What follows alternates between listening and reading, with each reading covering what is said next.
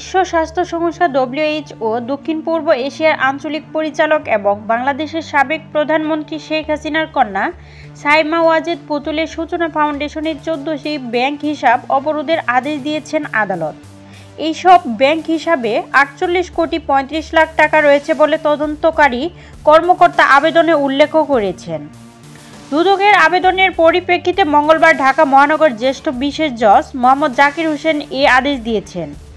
উক্ত আবেদনে বলা হয়েছে, সাইমা ওয়াজেদ পুতুলের বিরুদ্ধে তার মা সাবেক প্রধানমন্ত্রী শেখ হাসিনার যুগসাজেশে বিশ্ব স্বাস্থ্য সংস্থার নিজস্ব দলিলের বিধি নীতিমালা এবং নৈতিক মানের সুস্পষ্ট লঙ্ঘনের মাধ্যমে সরকারের বিভিন্ন প্রকল্পের অর্থ আত্মসাতের মাধ্যমে শত শত কোটি টাকা অবৈধভাবে উপার্জন করে মানি লন্ডারিংয়ের মাধ্যমে বিদেশে পাচারের অভিযোগ রয়েছে।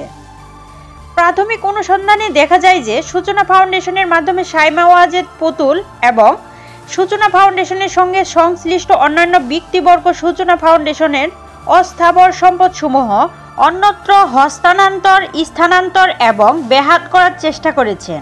অনুসন্ধান নিষ্পত্তির সম্পদ হস্তান্তর, স্থানান্তর এবং ব্যাহত হলে পরবর্তীতে উক্ত টাকা উদ্ধারকরণের দুর্লভ হয়ে পড়বে।